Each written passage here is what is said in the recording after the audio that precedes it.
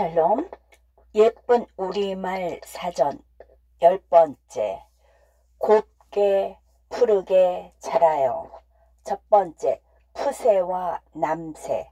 푸새는 산과 들에 스스로 나서 자라는 모든 풀, 남새는 들에 심어서 가꾸는 채소 따위를 말하지요.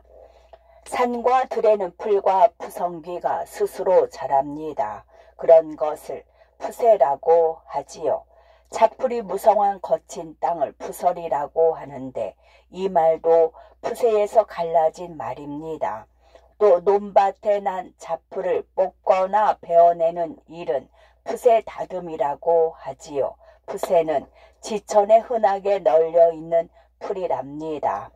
그런데 무나 배추처럼 사람이 밭에 심어서 가꾼 채소는 남새라고 하지요. 그런 밭이 남새밭입니다. 오늘날 남새를 채소라는 한자말로 흔히 부릅니다. 남새라는 우리말로 바꾸면 어떨까요? 저놈의 강아지가 또 남새밭에 똥을 쌌구나. 똥만 싼 게 아니라 남새싹을 마구 밟아 놓았어요. 두 번째, 장다리꽃. 무, 배추 따위의 줄기에 피는 꽃. 식물은 대개 꽃을 피우고 씨를 흩뿌린 다음에 일생을 마칩니다. 그런데 무나 배추 따위 남새는 꽃을 피워 보지도 못하고 사람이나 짐승의 먹이가 되지요. 그래서 씨를 받기 위해 장다리 무나 장다리 배추를 남겨두어야 합니다. 장다리 무나 장다리 배추는 꽃을 피우고 씨앗을 여물게 하는데 모든 양분을 쓰게 되지요. 그러다 보면 뿌리에는 바람이 들고 잎사귀는 노랗게 시들어 죽습니다. 자식에게 일생을 쏟아붓고 늙어가는 부모님을 떠오르게 하지요. 텃밭에 버려진 배추 포기에서 장다리 꽃이 피었어요. 버림받은 배추가 저렇게 예쁜 장다리 꽃을 피우다니 놀랍구나. 세 번째, 개똥참외. 가꾸지 않았어도 저절로 나서 열린 참외이지요. 개가 참외를 먹고 아무데나 똥을 누면 똥 속에 섞여있던 참외씨가 저절로 싹이 틉니다. 그렇게 자란 줄기에서 열린 참외를 개똥참외라고 하지요. 개똥참외는 작고 맛이 없어서 보통은 먹지 않아요. 하지만 너무 배가 고플 때는 개똥참외도 꿀맛이지요. 개똥참외도 가꿀 다시다 라는 속담이 있답니다. 보잘것없는 집안에서 태어난 사람도 잘 가르치면 훌륭한 인물이 될 수 있다는 뜻이지요. 개똥참외는 흔히 작고 볼품없는 것을 빗대는 말로도 쓰이지요. 개똥참외를 소재로 한 타박내라는 노래가 있습니다. 함경도 지방의 슬픈 민요이지요. 우리 엄마 무덤가에 기어기어 와서 보니 빛깔 좋고 탐스러운 개똥참외 열렸기에 두 손으로 받쳐들고 정신없이 먹어보니 우리 엄마 살아생전 내게 주던 전 맛일세. 네 번째, 꽃다지. 오이나 가지 따위에 맨 처음에 열린 열매 또는 두해살이풀 이름입니다. 꽃다지는 키가 한 뼘쯤 되는 두해살이풀 이름이기도 하지요.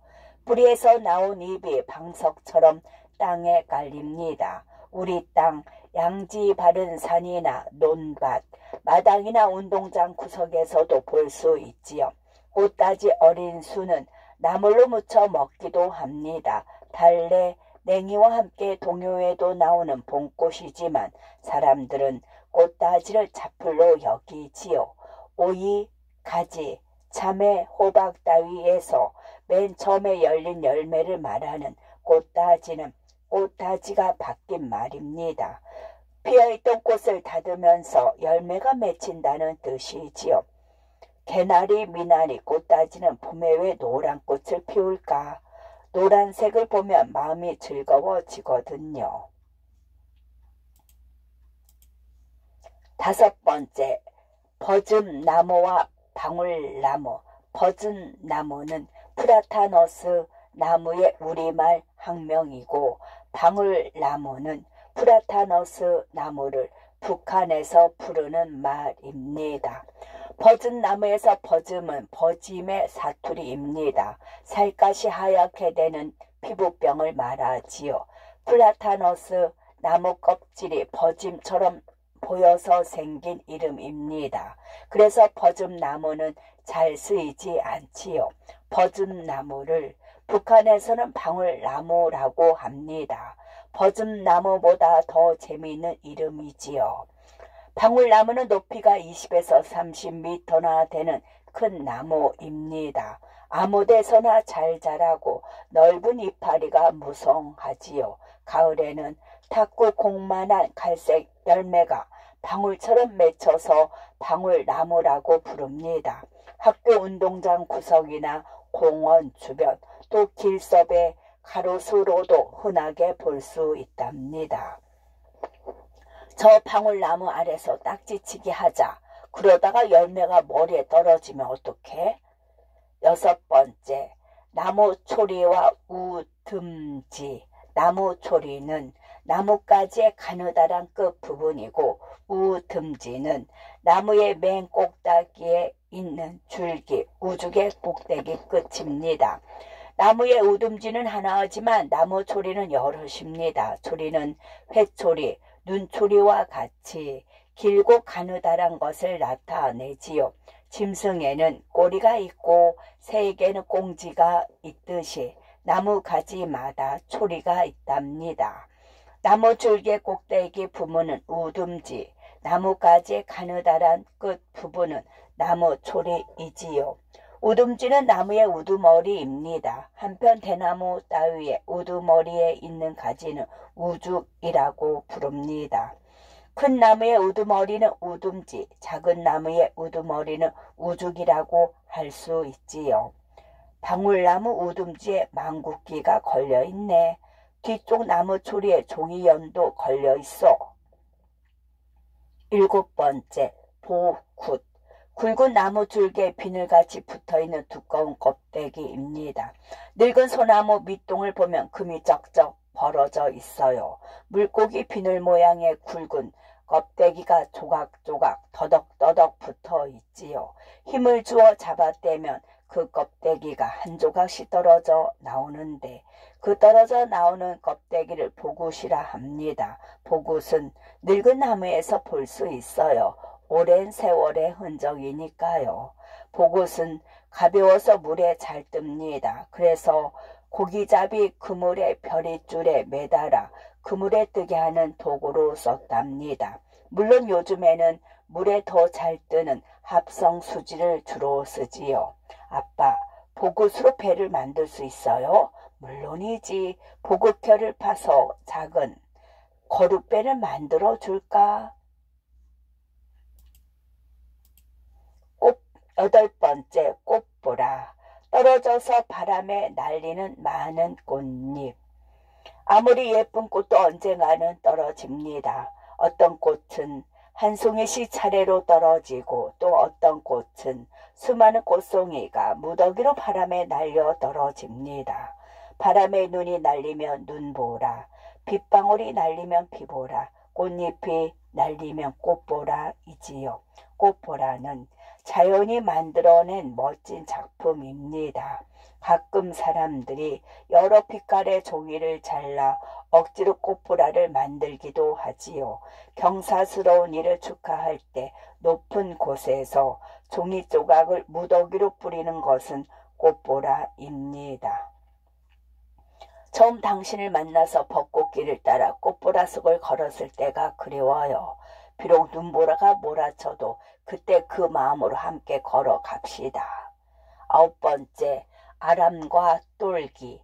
아람은 밤이나 상수리 따위가 탐스러운 가을 햇살을 받아서 저절로 충분히 익어 벌어진 상태이지요.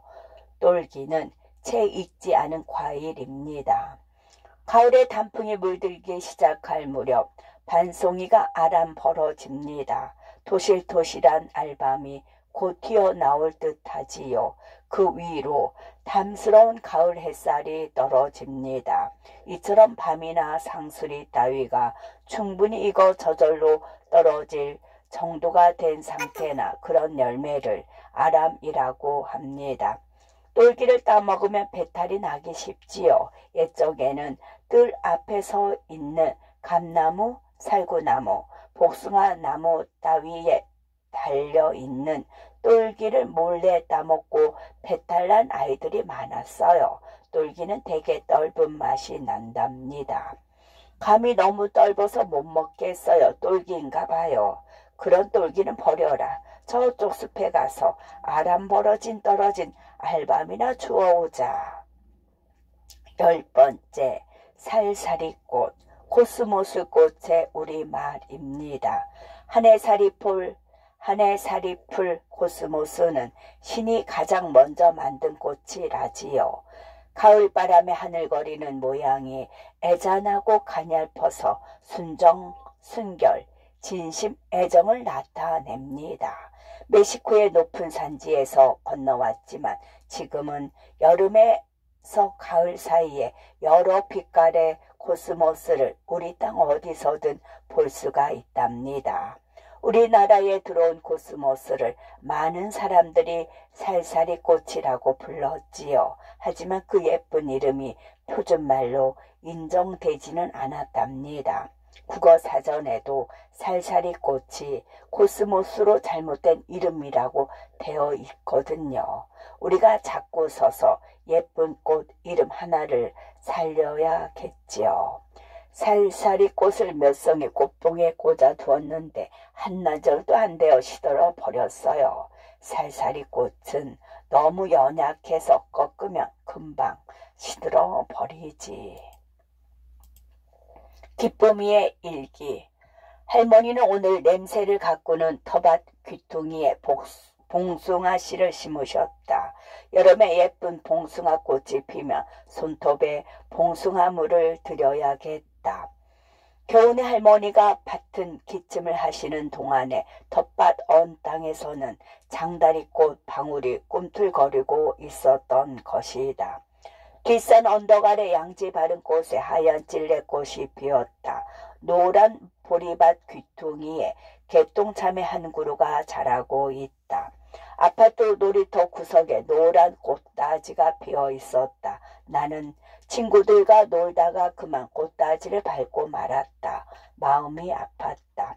비죽이 하늘을 찌르는 우둔지 위로 잠새들이 푸르르 날아올랐다. 그럴 때마다 잔가지 나무 조리가 조금씩 흔들거렸다.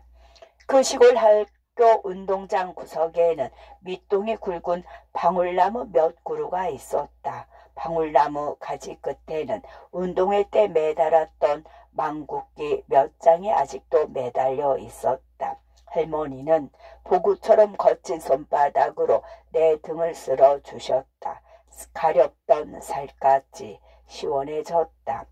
엄마를 따라 벚꽃 놀이에 갔다. 저녁 무렵에 바람이 불자 꽃보라가 날렸다. 정말 멋진 풍경이었다.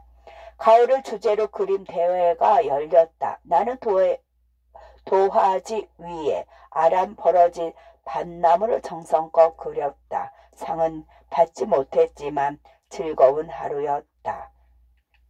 길가에 하늘거리는 하양, 분홍, 살사리꽃이 우리에게 인사를 보냈다. 나는 저절로 웃음이 배어 나왔다.